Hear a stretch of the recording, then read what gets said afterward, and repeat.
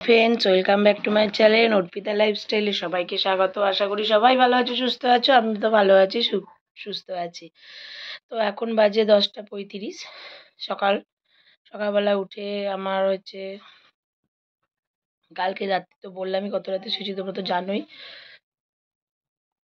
সকালবেলা উঠে তারপর রুটি করলাম, আলু ভাজলাম, সবাইকে টিফিন দেওয়া হয়ে গেছে হরলিক্স দিয়ে দিয়ে বাবানও গুড় দিয়ে আলু ভাজা দিয়ে রুটি খাচ্ছে। বাবান গুড় দিয়ে আলু ভাজা দিয়ে রুটি খেতে খুব ভালোবাসে। তো বাবান রুটি আলু ভাজা দিয়ে খাচ্ছে। আর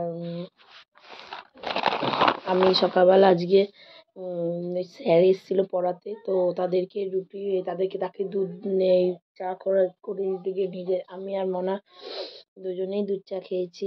আবার দাদাকে দিয়ে একটু বন পাউরুটি আনালাম, অনেক দিন পর খেলাম বন পাউরুটি। সকালটা মোটামুটি আজকে খুব আনন্দ লাগছিল, খুব ভালো লাগছে যে আজকে আমি বন পাউরুটি দিয়ে চা দিয়ে, মানে ইচ্ছা ছিল যেটা আমার হয়েছে। ভালো লাগে টুকটাক। কার কার দুধ চা পাউরুটি দিয়ে খেতে ভালো লাগে, মিষ্টি পাউরুটি দিয়ে, অবশ্যই কমেন্টের মাধ্যমে জানিও। আমার তো খুব ভালো লাগে। দুধ চা হবে, পাউরুটি হবে, বা কালো জিরে দেওয়া যে বেকারি বিস্কুটগুলো ওগুলো হবে, ওটা খুব ভালো লাগে খেতে। আমি বাইরে বেরোলে বেকারি বিস্কুট দিয়ে 1 কাপ দুধ চা খাই, ভালো লাগে খেতে, মানে ভাঁড়ে দেয় তো। কিন্তু বাড়ির চা আর দোকানের চা তো আকাশ পাতাল তফাৎ। তো দোকানের চা তো সব জায়গায় তো না, অনেক জায়গায় খুব ভালো হয়। আমাদের এখানে কাঁচকলের মোড়ে, সোদপুর 2 নম্বর প্ল্যাটফর্মে খুব ভালো দুধ চা করে। তো আর অনেক জায়গায় খেয়েছি, ঠিক মনে পড়ছে না। খারাপ করে না, চাটা খুব সুন্দরই করে। আমাদের এখানে কালীতলার এখানে একটা দোকান আছে, সেখানে খুব সুন্দর চা করে। তো চলো, তো এবার আমি ঘর দোরগুলো পরিষ্কার করবো। তো আজকের ইচ্ছা আছে রাতেরবেলা কড়াইশুঁটির কচুরি আর ছোটো আলুর দমের করা। তো সেই কারণে বললাম সকালবেলা বেশি কিছু করো না, সিদ্ধ ভাত কর, মানে ডাল ভাজা এইসব দিয়ে চালিয়ে নাও। তো সকালবেলা তাই হয়তো করছে। আমি এখন আমার ঘর দোরগুলো পরিষ্কার করবো, কারণ অনেক দিনের জামা কাপড় যেগুলো গুছানো হয়নি, ভিজে ছিল, কালকে নিয়ে এসেছি। তো কালকে তো বেরিয়ে গেছিলাম কাজে, তো আজকে ঘর দোরগুলো পরিষ্কার করবো। বাবান এখন খাচ্ছে, আমার তো আর খাওয়ার কোনো গল্প নেই। তো তো করে নিই কাজ, তারপরে আবার তোমাদের কাছে আসছি। এবার চান করা হয়ে গেছে, চান টান করে আমি আমার কাজটা সমস্ত কমপ্লিট করে চান করে ওদের বাড়িতে সব মেজে টেরে চলে এসেছি। আর কালকে তোমাদের ওদের বাড়ির ছাদ থেকে দেখাবো আমাদের উপরটা, কারণ আমরা উপরে কেউ উঠছি না। আর বিশেষ করে সাইডটা ভাঙা হয়েছে, তো আমার আবার ওপর থেকে নিচে তাকালে মাথা ঘুরে বলে আমি দেখাতে পারছি না, যেতেও পারছি না। মিস্ত্রিরা কাজ করছে, মিস্ত্রি দাদারা। বাবানদের খাওয়া হয়ে গেছে।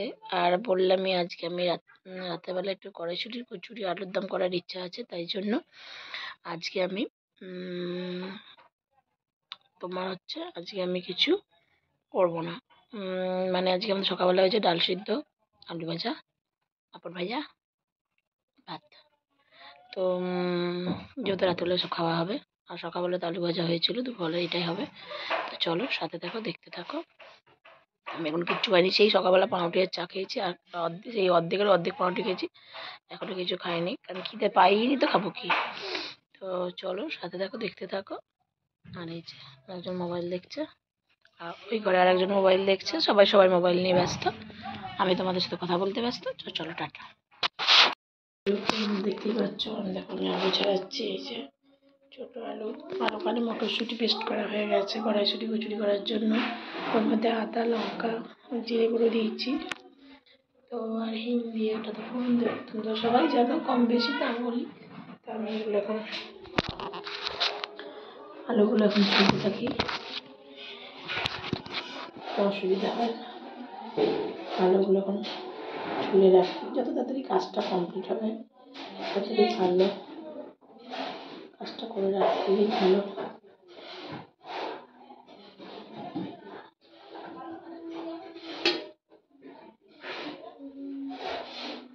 এটাই চেষ্টা চলছে।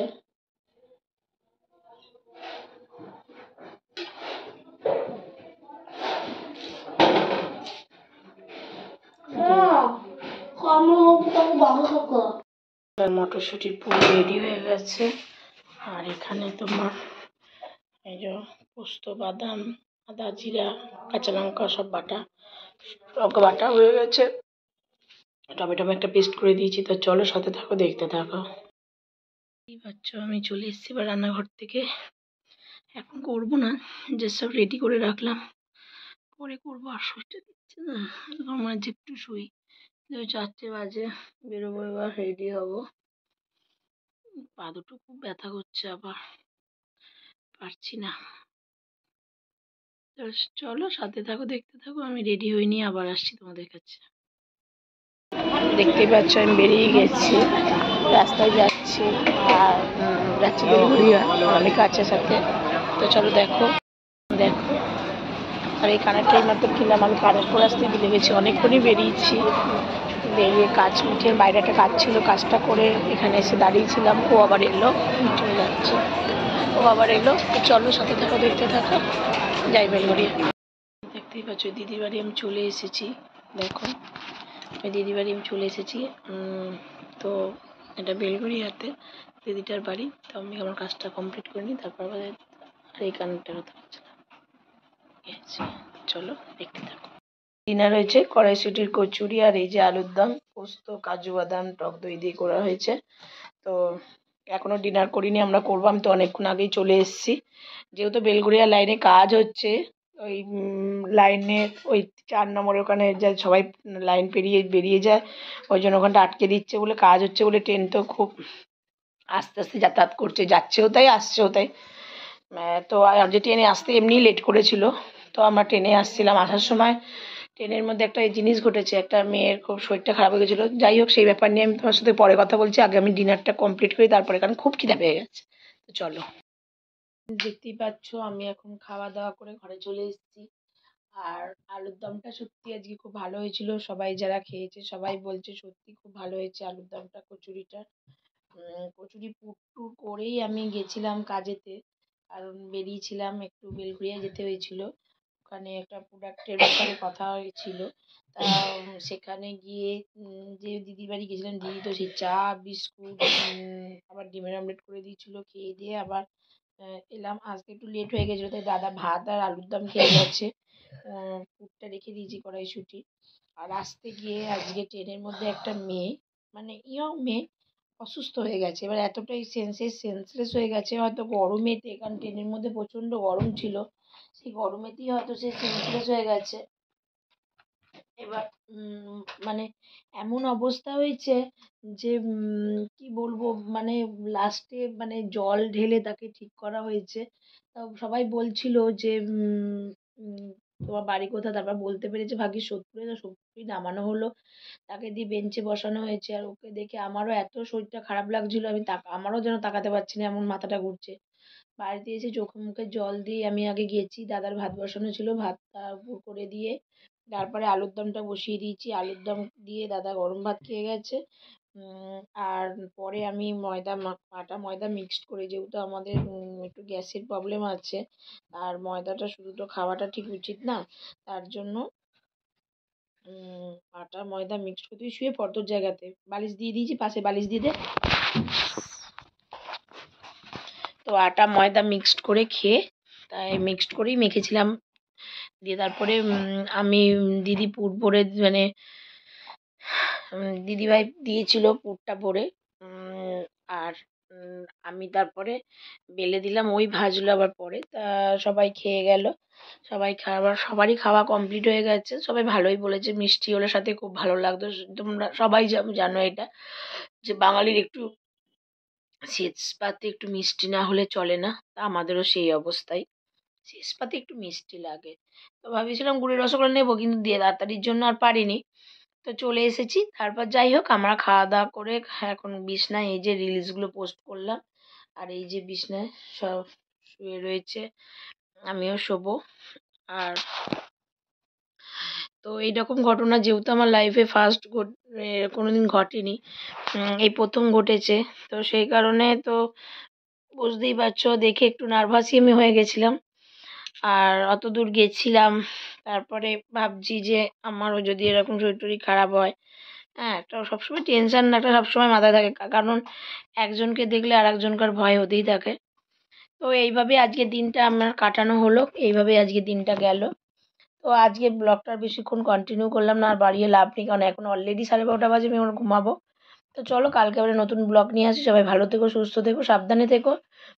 আর যারা যারা এখন আমার চ্যানেলটা সাবস্ক্রাইব করোনি, অবশ্যই অবশ্যই সাবস্ক্রাইব করে দিও। বারবার বলছি বলে এই বলো না তুমি ভিক্ষা চাইছি। হ্যাঁ, তোমাদের ভালোবাসা, তোমাদের সাপোর্ট সত্যিই আমার খুব দরকার। কারণ আমি নিজেকে নিজে কিছু করতে চাই, প্রমাণ করতে চাই যে আমিও পারি, বা আমিও চেষ্টা করলে পারবো। এইটুকুনি আমি শুধু প্রমাণ করতে চাই। যদি তোমরা সত্যি আমাকে এতদূর সাপোর্ট করেছো আমি জানি। যদি সত্যি আমাকে ভালোবেসে থাকো বা আমার ভিডিওটা ভালো লাগে, অবশ্যই লাইক, কমেন্ট, শেয়ার করো। আর সাবস্ক্রাইব যারা করোনি অবশ্যই করে দাও। দেখো ভালো লাগবে। আমি তো নতুন, চেষ্টা তো করছি। তোমরা একটু দেখো ধৈর্য ধরে, ভালো লাগবে। আমি জানি খারাপ কিছু লাগবে না। আর আমি যেভাবে যখনই যেভাবে আমি মানে ভিডিওটা করি, আমি সব পুরোটা তোমাদেরকে দেখানোর চেষ্টা করি। যেভাবে আমি দিনটা কাটাই। তো চলো সাথে থাকো, দেখতে থাকো। আমি আশা করি আস্তে, আস্তে আমি আরও ইমপ্রুভ করব।